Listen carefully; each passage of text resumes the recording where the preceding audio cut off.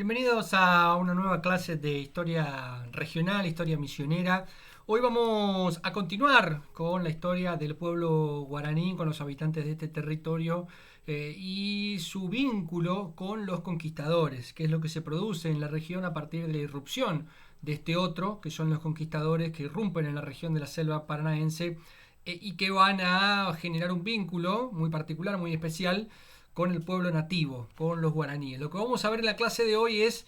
lo que yo he titulado como la triple resistencia guaraní a la conquista, y más específicamente dentro de esa triple resistencia vamos a ver lo que se refiere al capítulo español. Eso es lo que vamos a ver en esta clase de hoy. Lo primero que tenemos que decir tiene que ver con este concepto de las invasiones bárbaras. Nosotros ya vimos en clases anteriores lo inadecuado de continuar utilizando el término descubrimiento para referirnos a la llegada de los conquistadores a América, porque se trata de un continente en el que vivían aproximadamente 40 millones de personas, que había sido descubierto por la especie humana hacía muchísimos años y que a lo largo del tiempo había desarrollado sus propias culturas, culturas muy importantes, muy desarrolladas, con una organización social, económica, productiva, cultural muy importante, y entre esos pueblos se encontraba el pueblo guaraní como una de las grandes culturas previas a la llegada de los conquistadores. Por eso yo prefiero utilizar el término invasiones bárbaras, que es un poco también jugar con la terminología que Europa utiliza para referirse a sus propios procesos históricos. Desde la óptica europea ellos denominan invasiones bárbaras a lo que fueron las invasiones de los pueblos germanos y de los pueblos el oriente de Europa sobre las culturas civilizadas de Italia, Grecia y la región de Francia, España, etcétera. Desde la óptica de Europa, las invasiones bárbaras fueron el proceso de ocupación, de invasión de un otro desconocido que terminó ocupando y modificando la realidad cotidiana de estas regiones. Bueno, desde la misma perspectiva, o en todo caso desde una perspectiva propia nuestra, mirando la historia desde el lugar en el que la escribimos, que es la región de la selva paranaense, nosotros más que descubrimiento deberíamos hablar de invasiones bárbaras. La irrupción de los conquistadores en el escenario americano, por sus características, por su desarrollo y fundamentalmente por sus consecuencias dramáticas, bien valen la denominación de invasiones bárbaras que utilizo en este caso. Nosotros habíamos visto que ese proceso de ocupación del territorio se inicia con el ingreso de los conquistadores a través del Río de la Plata, un intento frustrado de fundar la ciudad de Buenos Aires, que va a ser rápidamente desarticulado por los pueblos originarios que habitaban esa región, ya sean charrúas o guaraníes. Pero parte de ese grupo de primeros conquistadores es el que va a lograr llegar hasta Asunción del Paraguay y fundar allí la ciudad de Asunción en 1537. A partir de allí se da la instalación de los conquistadores y no solo de los conquistadores españoles, sino también de los conquistadores portugueses, que desde San Pablo, lo que hoy es la actual ciudad de San Pablo, van a empezar a expandir su presencia sobre la región de la selva paranaense. De esta manera, la región que habitaban los guaraníes se va a transformar en una especie de espacio de amortiguación, que vemos allí en ese círculo rojo y en esas líneas, que es un espacio de demarcación, de separación, de limitación de los espacios de conquista de los españoles, que tienen al río Paraná como su vía de comunicación entre Asunción y el resto de las ciudades que van a ir fundando. Después van a fundar Santa Fe, Corrientes, y van a fundar por segunda vez la ciudad de Buenos Aires. Y lo que es el avance de los conquistadores portugueses desde San Pablo en el centro sur de Brasil. Entonces, la región de la selva guaranítica va a quedar allí como un espacio de amortiguación entre estos dos espacios. Esto va a ser importante para la llegada de las órdenes religiosas y fundamentalmente de la Compañía de Jesús, que vamos a ver en su momento. Lo que nos importa en este caso es esto de, bueno, la llegada de los conquistadores europeos, y la respuesta que va a haber ante esta irrupción de este otro por parte de los guaraníes, que va a ser una respuesta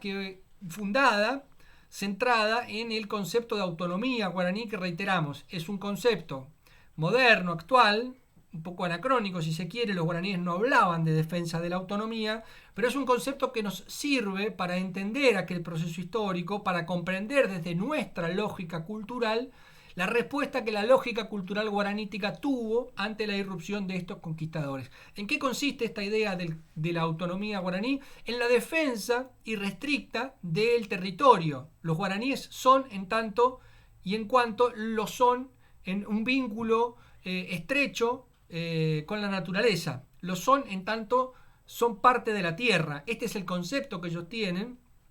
y este es el concepto sobre el que se sustenta esta idea de la autonomía. Entonces los guaraníes van a defender este concepto, o sea, el de gobernar su propia tierra, el de gobernarse a sí mismos y a su tierra, a su territorio, con todo lo que esto conlleva,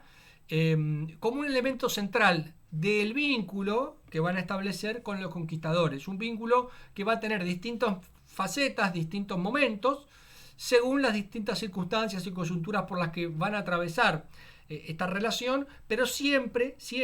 los guaraníes van a privilegiar su propia autonomía por sobre cualquier otro tipo de relación, ya sea con los españoles, con los portugueses e incluso con los jesuitas. Por eso el concepto de triple resistencia, para referirse al proceso histórico de este primer vínculo y relación que va a haber de los guaraníes con los españoles, de los guaraníes con los portugueses y de los guaraníes con los jesuitas. En los tres casos tenemos una resistencia nativa frente a este otro que irrumpe en el escenario. Por supuesto que cada uno de estos capítulos va a tener sus características. No es lo mismo la resistencia contra España que contra Portugal, y por supuesto no es lo mismo la resistencia que se va a dar contra los jesuitas, fundamentalmente porque no es lo mismo el resultado que va a tener el vínculo con los jesuitas. Lo que vamos a ver hoy entonces tiene que ver con la resistencia ante los españoles. Los españoles que, como decíamos, en 1537 van a asomar por el río Paraná, llegando hasta Asunción. Allí van a fundar la ciudad de Asunción y a partir de allí van a estrechar vínculos, relaciones con el pueblo que habitaba esa región, que eran los guaraníes, ¿sí? Este otro que irrumpe, que aparece, son los conquistadores. Estamos hablando de grupos bastante pequeños de conquistadores, en su gran mayoría hombres, que vienen a la región rioplatense en procura de las rutas, de los caminos, para poder llegar al Cerro de la Plata, a Potosí, en busca de metales preciosos, algo que no van a encontrar en la selva paranaense y que los va a obligar a buscar otras fuentes de enriquecimiento personal. No solo de enriquecimiento personal, sino inclusive por momentos de subsistencia, ¿sí? Cómo encontrar la subsistencia en una región en donde no hay grandes posibilidades de enriquecimiento. Este otro, que van a ser los conquistadores, con una gran capacidad para poder interpretar y actuar en los intersticios de conflicto, en los espacios de conflicto que hay entre las distintas tribus, los distintos grupos. Los españoles van a ser muy hábiles en este sentido. Lo vemos claramente en la conquista de Mesoamérica, con la conquista del Imperio Azteca, y esto también se va a replicar en la región guaranítica, porque los guaraníes eran un pueblo que tiene una unidad conceptual o una unidad cultural, pero en realidad se trata de un pueblo que tiene una división interna muy grande en aldeas que son gobernadas en forma autónoma por caciques. Estas aldeas a su vez se unifican o se unen circunstancialmente en alianzas, ya sea de parentesco o en alianzas circunstanciales para afrontar alguna emergencia de conquista o alguna emergencia guerrera que puedan tener, y hay una relación siempre de conflicto entre estos pueblos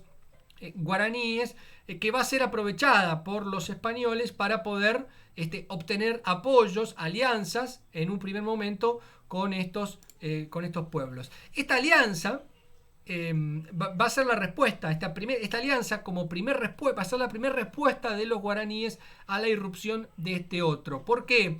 Porque los guaraníes observan, por lo menos algunos grupos guaraníes, observan que este otro tiene y cuenta con un armamento muy nuevo, novedoso para ellos, que puede ser de mucho provecho a la hora de llevar adelante las guerras de conquista, de saqueo, que tenían y que sostenían contra otros pueblos, que era parte de su cultura. Entonces, establecen una alianza basada en la misma lógica de conformación de alianzas que tuvieron siempre, que era esta idea del parentesco y la reciprocidad, estos dos conceptos socioculturales que están en la base de la cosmovisión guaranítica. Entonces, los caciques guaraníes lo que hacen es casar a sus hijas, a sus sobrinas, con los conquistadores, establecer alianzas de parentesco con este otro que irrumpió, para poder, a partir de esta alianza, extender sus conquistas sobre otros pueblos que habitaban la región. Esa era la lógica de la primera relación que se va a establecer entre los conquistadores y los guaraníes, las aldeas guaraníes que estaban en las cercanías de la ciudad de Asunción. Esto rápidamente va, en forma muy temprana, muy pocos años después, se va a trasladar a un conflicto. La raíz del conflicto tiene que ver con que esta relación de reciprocidad no era recíproca, ¿sí? Esta relación que los guaraníes entendían era de reciprocidad con ese otro, una relación de iguales entre los conquistadores y los caciques, rápidamente se transforma en una relación que no es igual, que es asimétrica, en donde los conquistadores pretenden tener una supremacía por sobre los guaraníes, y en realidad lo que buscan los españoles es hacer trabajar a los guaraníes, ponerlos a trabajar para ellos, apropiarse de la fuerza del trabajo indígena, que es uno de los objetivos centrales que tiene la conquista. La obtención de riquezas mediante la apropiación de la fuerza de trabajo nativo. Esto no solo ocurre en la región de la selva paranaense, sino que ocurre en toda América. Y allí empiezan las resistencias. Unas resistencias que van a tener algunas características muy notables, muy interesantes, que reflejan o empiezan a reflejar y van a poner en evidencia algunas características del pueblo guaranítico que van a perdurar en el tiempo. Y una de ellas es la capacidad que tienen los guaraníes para apropiarse del discurso de ese otro que irrumpe en el escenario, apropiarse del discurso con una gran capacidad de interpretación del discurso del otro, para transformarlo, resignificar ese discurso y hacerle decir a ese mismo imaginario, transformar a ese imaginario para hacerle decir a ese imaginario aquello que le puede servir a sus propias luchas. En este caso, a su propia resistencia frente a estos conquistadores españoles. Entonces surge una resistencia contra los españoles de Asunción, que es una resistencia que va a tener distintas etapas y distintas características. Un primer ciclo que se inicia en 1537 con la fundación de Asunción, que dura hasta 1546. Pero sobre todo el segundo ciclo de resistencias, que va a ser a partir de 1570, cuando queda muy claro que los conquistadores no plantean una relación recíproca y de igualdad, sino una relación asimétrica. Y acá es donde se multiplican las acciones de resistencia y se van a adoptar un formato de estas resistencias en donde se nota claramente esta idea de la apropiación del discurso. Ya se trata de una resistencia que está protagonizada no solo por los caciques, sino fundamentalmente por los caraí, por lo que eran los hechiceros o los yamanes, como los denominan los conquistadores, o sea, los líderes espirituales del pueblo guaranítico, que empiezan a responder a la presencia conquistadora y empiezan a plasmar un discurso hacia adentro del pueblo guaranítico, presentándose en forma mesiánica,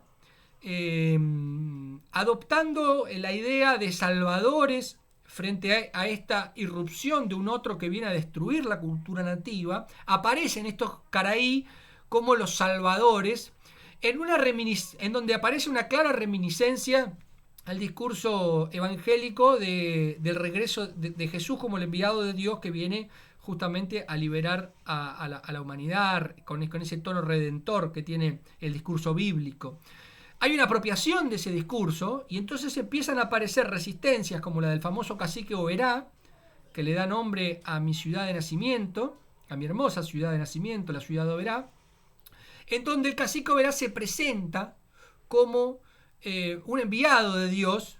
que viene justamente a rescatar al pueblo guaranítico para sustraerlo de este desvío en su camino y regresar al pueblo nativo al camino de la tierra sin mal. Esa es un poco la síntesis de este discurso mesiánico, que es muy generalizado en esos años, en esas décadas de 1570 1580, y demuestra claramente cómo la defensa de la autonomía del territorio por parte de los guaraníes aparece en forma muy temprana. Los guaraníes van a abandonar la cercanía de Asunción, van a castigar a los españoles en el aspecto que quizás a estos más les duele, que es van a dejar de ser la mano de obra que van a tener estos conquistadores para el trabajo en los cultivos, para conseguir los alimentos, para suministrarle los bienes que necesitaran. Y esto se va a hacer, como decíamos, a partir de la apropiación del discurso del otro y una readaptación de ese discurso en beneficio de las necesidades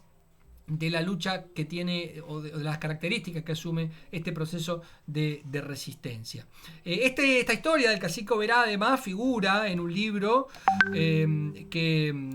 es un libro que se editó hace muchísimo tiempo, que es el libro del Barco y Centenera, que es el libro de la Argentina, conquista del Río de la Plata y otros acontecimientos, que es el primer libro en el que se habla de la Argentina con ese nombre. Esto refleja la antigüedad de la resistencia guaranítica, las características tempranas que asumen esta conquista, y es tan solo el primer capítulo de la triple resistencia de los guaraníes ante los conquistadores, ante ese otro que irrumpe en su escenario. El capítulo español, que es el primero tan solo de un largo proceso de lucha que van a tener los guaraníes en defensa de su territorio.